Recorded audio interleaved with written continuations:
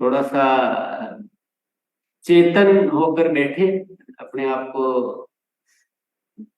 सुस्ती वगैरह नहीं आए उस तरह से।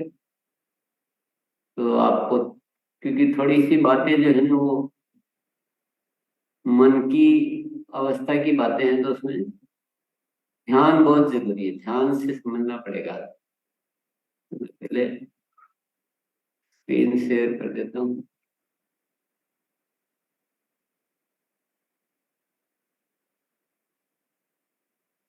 आज का विषय है हमारी उम्र की सही पहचान। उम्र तीन तरह की होती है। एक तो हमारा जो तारीख के हिसाब से उम्र है, वो अलग बात हो गई।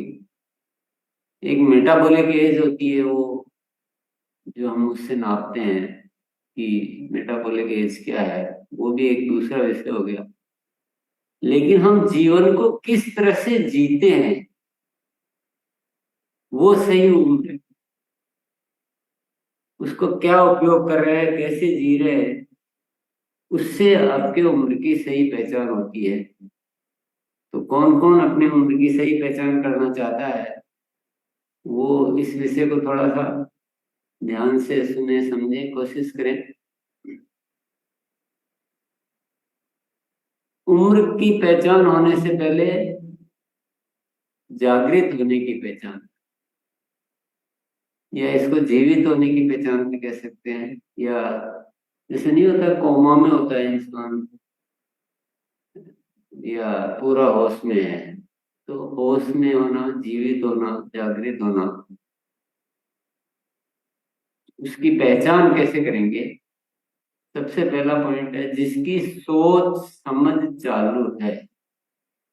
यानी कोई बात उससे कही जाती है तो उसको समझता है, उसके अनुसार वह सोचता है, उस वो प्लानिंग कर सकता है, वो बात को समझ सकता है। तो वह जागृत है। जिसको कुछ भी कहो, उसको कुछ समझ नहीं आता है, तो वो दिखने में जागृत दिख रहा, पर एक्चुअल में जागृत नहीं कहा जा सकता है।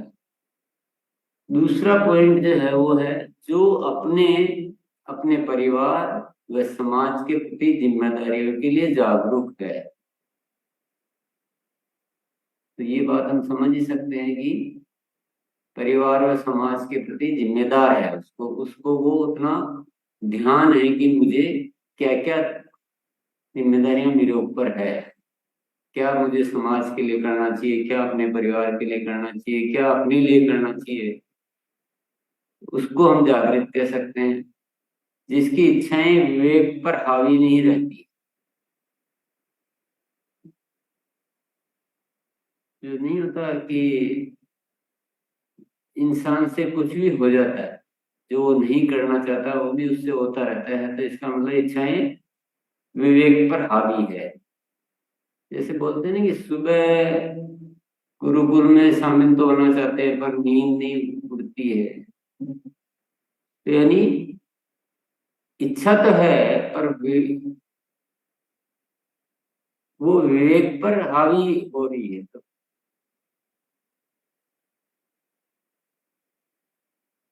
तो वो इच्छा क्या होता है? जैसे कुछ कुछ खाने की इच्छा, गलत खाने की इच्छा हो जाती है, पता है कि नहीं खाना है फिर भी खा रहे हैं। ऐसी बहुत सारी चीजें होती है जो हम, बुद्धि तो नहीं करना चाहती है पर हम कर लेते हैं। ऐसा नहीं होना चाहिए, तो ये जागरूक कहलाएगा। जो अच्छी आदतों के लिए जागरूक होकर अभ्यास करता है, जो दूसरों के ऊपर बोझ नहीं, वो अपने जीवन में कभी भी किसी के ऊपर बोझ नहीं, वो सेल्फ स्टैंडर्ड, स्वयं पर पूरा अपना निर्भर है। जो दूसरों को दुख नहीं देता, क्योंकि जागरूक इंसान ये कभी भी नहीं कर सकता कि वो दूसरों पर बोझ बन के जिए, दूसरों को दुख दे। जो दूसरों से शिक्षा ग्रहण करते समय अपने विवेक का इस्तेमाल करता है। किसी भी शिक्षा को हूबहू स्वीकार कर लेना, इसका मतलब आप जागृत नहीं। चाहे वो मेरी शिक्षा हो, चाहे किसी और की। मैं ये नहीं कह रहा हूँ कि अच्छी से अच्छी भी शिक्षा हो भले ही, लेकिन अगर आप उसमें अपना विवेक इस्तेमाल नहीं कर रहे तो आप जागरूक नहीं है।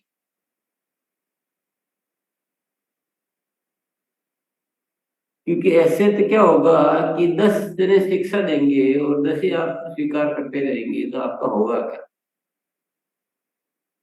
विवेक बहुत जरूरी होता है शिक्षा को इस्तेमाल करने के लिए, शिक्षा को अपने अनुसार यूज करने के लिए, और अपने लिए क्या उचित है उसके लिए विवेक बहुत जरूरी होता है।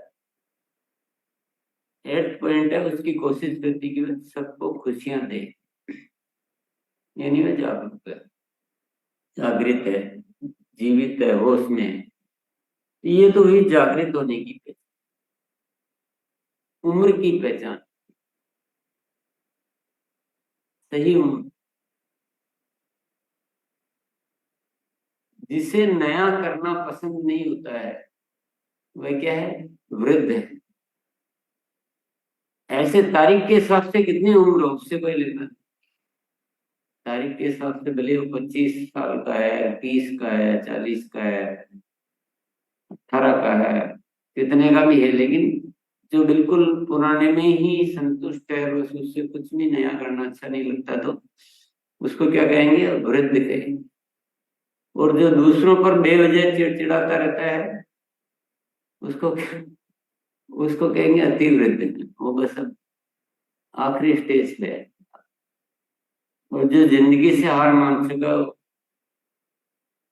कि अब मेरा कुछ नहीं हो सकता, मैं क्या करूं, वो है वृद्ध। जिसमें रचनात्मकता है, यानी जो रचना कर सकता है किसी बात को, जिसने अभी जो किसी ने नहीं किया वैसा कुछ वो रचना कर सकता है, उसको कहते हैं जवान। जो कुछ भी नया करने के लिए तैयार रहता है उसको कहते हैं जवान।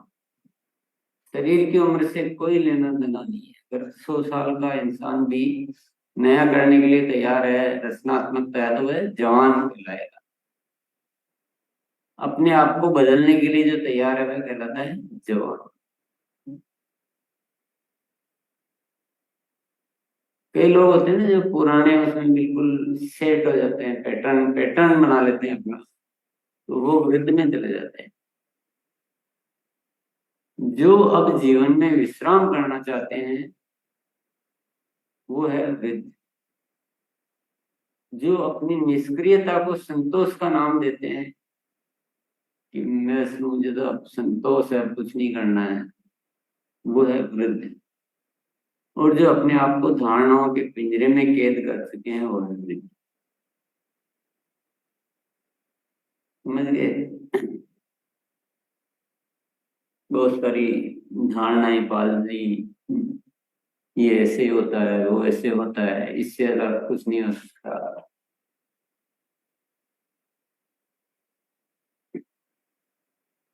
चलो एक मैटर भी बनाते हैं अपन, ऊर्जा के स्तर से उम्र की गणना, कितने साल के हैं एक मोटे तौर पर। अगर ऊर्जा का स्तर 100% है तो उम्र कितनी है? 18। शरीर की उम्र कितनी भी हो इससे कोई लेना देना नहीं। तो और ऊर्जा का स्तर 75% है तो उम्र 30, 50 है तो 50, 25% है तो 60, और 10% है तो 75 साल का। अगर एक 25 साल का इंसान ढीला ढाला रहता है, कुछ क्रिएटिव नहीं है, कुछ सीखने नहीं है, कुछ बदलने की इच्छा नहीं है, हार मान चुका, तो उसमें ऊर्जा का स्तर कितना है? 10% ही तो 75 साल का है जिंदगी के इस पैरामीटर के हिसाब से। अब ये ऊर्जा का स्तर कैसे नापेंगे? ये भी तो नापना पड़ेगा। तो फॉर एग्जाम्पल अगर अपन किसी इंसान को चेक करेंगे किसमें कितनी ऊर्जा का स्तर है, तो एक बार हमारे जो माननीय प्रधानमंत्री जी है नरेंद्र मोदी जी, उनकी ऊर्जा का स्तर अपन मान सकते हैं, 100%, 90%, 95% जो भी है, जो इतना काम करते हैं, कोई उनमें वो नहीं नजर आती कि कोई एज का कोई प्रभाव, शारीरिक मतलब वो तारीख वाली एज का कोई प्रभाव नजर नहीं आता है। तो उनकी ऊर्जा का स्तर कितना है? 100%। तो उनकी उम्र कितनी हुई? 18 साल या 20 साल, ऐसा कुछ।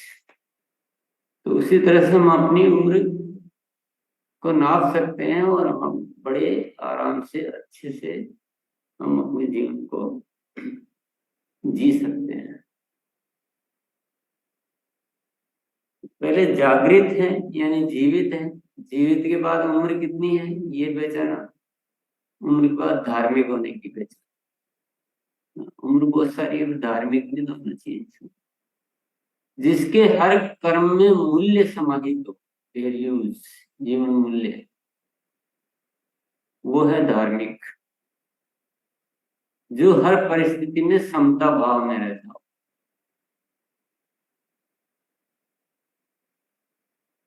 उसका मन विचलित नहीं होता है। काम, क्रोध, मोह, लोभ, मद, ईर्ष्या, वो उसके प्रभावित नहीं करते उसको। वह समान स्थिति में रहता है हमेशा। अगर प्रेम में, प्रेम करेगा और एनर्जी से काम करेगा तो वो है धार्मिक। और जो मौत से नहीं डरता, ये धार्मिक होने की पहचान है।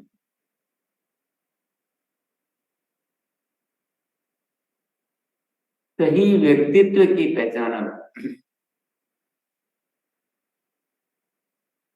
व्यक्तित्व की पहचान की क्वालिटी भी देखना पड़ेगा। उम्र तो देख लिया, पर जीवन की क्वालिटी क्या है, जिसे आसपास वाले लोग अच्छे व मिलनसार व्यक्ति के रूप में पहचानते हो। जो अड़ोसी पड़ोसी रिश्तेदार पहचान वाले लोग, दोस्त, सब उसको कैसे जानते हैं? क्या बहुत अच्छा इंसान है, बहुत मिलनसार है, ये उसकी अच्छे व्यक्तित्व की पहचान है। दूसरी पहचान क्या है? जिसकी पीठ पीछे भी तारीफ होती हो। कि जैसे आज अपन ने यहाँ मोदी जी की अपन ने तारीफ की, मान लो, तो वो तो नहीं है, फिर भी हम पीठ पीछे उनकी तारीफ कर रहे हैं, तो वो एक अच्छे व्यक्तित्व की पहचान है। सामने तो हर कोई कर देता है। जिसकी कही हुई बात को महत्व देते हुए सुना जाता हो, कि ये इंसान बहुत अच्छा है, इसकी बात जो है महत्व दिया जाता है उसकी बात को। कई बार क्या होती है, बात समान होती है लेकिन व्यक्तित्व ऐसा होता है कि वो उस एक इंसान को कोई तवज्जो नहीं देता है और दूसरे को तवज्जो ज्यादा मिलता है। तो वो व्यक्तित्व काम करता है वहां पर, जिसका कोई दुश्मन ना हो, जिसको एक बार मिलने से आसानी से कोई भूलता ना हो। एक बार मिले तो इतना वो उससे प्रभावित हो जाते हैं, उसकी जो भी व्यक्तित्व में जो उसकी खासियतें होती है, उसकी जो अच्छाइयाँ होती है, उसकी जो धार्मिकता होती है, उसकी जो एनर्जी होती है, उनसे इतना प्रभावित होता है, मिलनसारिता से, मुस्कुराहट से, सबसे कोई जल्दी से भूल नहीं पाता है। फिर छठा पॉइंट है, जिसका जीवन सबके लिए आदर्श उदाहरण, जिसकी हर कोई ऐसे बात करेगा उसके जैसा बनना, वैसा बनना चाहिए, इसका मतलब। तो ये व्यक्तित्व के 6 पॉइंट है, इससे हमारे सही व्यक्तित्व की पहचान होती है।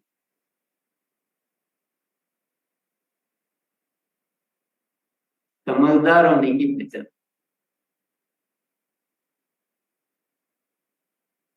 जो प्रतिदिन अपने आप को कल से बेहतर बनाता हो।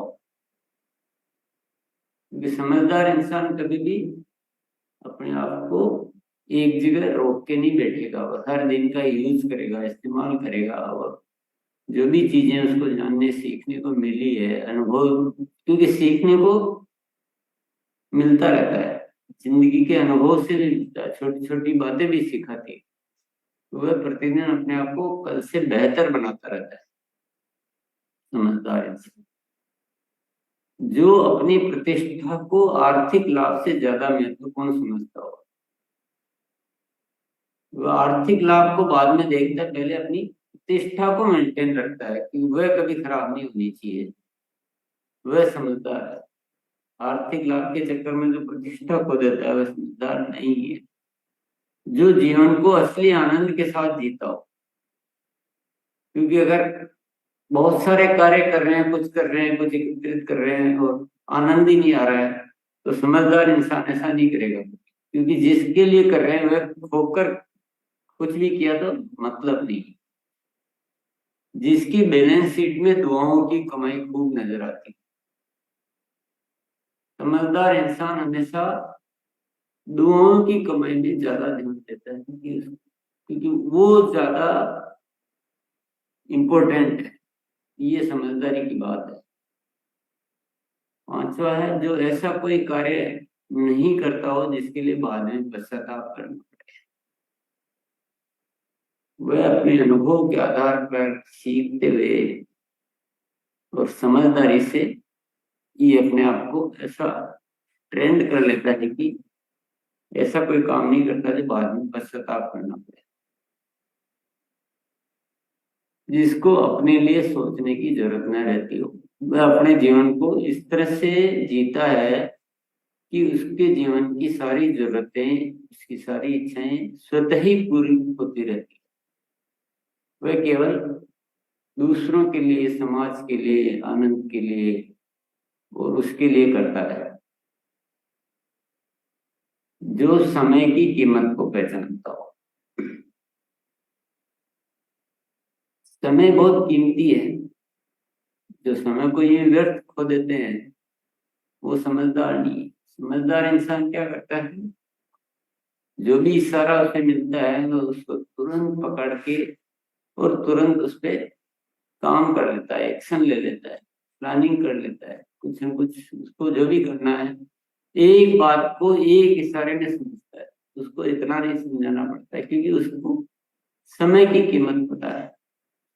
वह जो भी बदलाव लाने का सोचता है उसको तुरंत इम्प्लीमेंट भी कर देता है। वह प्लानिंग को योजना में, मतलब योजना को एग्जीक्यूशन में तुरंत कर लेता है।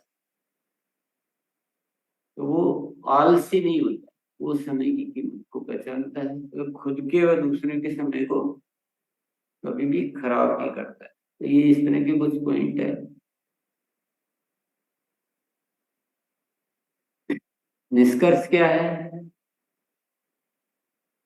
निष्कर्ष ये है कि एक इंसान मरते समय तक जवान रह सकता,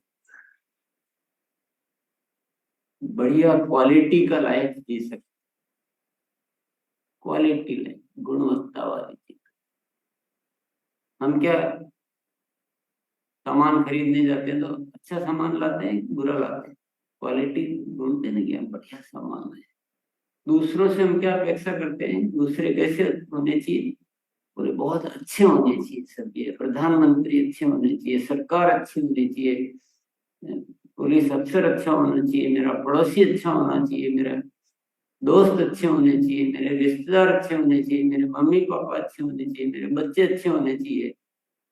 सबसे क्वालिटी एक्सपेक्ट करते हैं तो खुद की क्वालिटी कैसी होनी चाहिए? सबसे बेस्ट होनी चाहिए, तभी तो हम दूसरों से एक्सपेक्ट कर सकते हैं। तो ये कुछ मापदंड में समझे हैं तो कहाँ क्या काम करना है हम निर्धारित कर सकते हैं।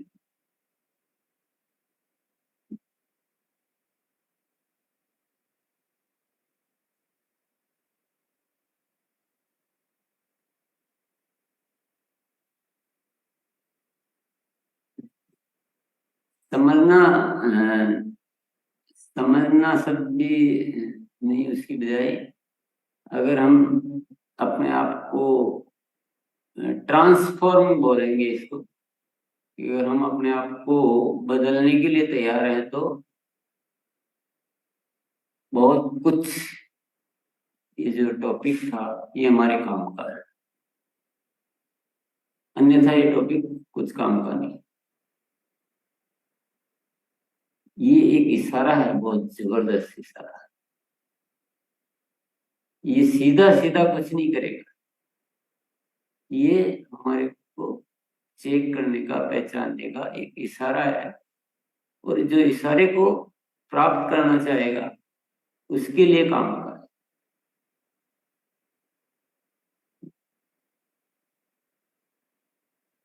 हमें इस बात को समझना है। वापस देख सकते हैं आप, कोई बात समझ में नहीं आया तो पूछ सकते हैं, लेकिन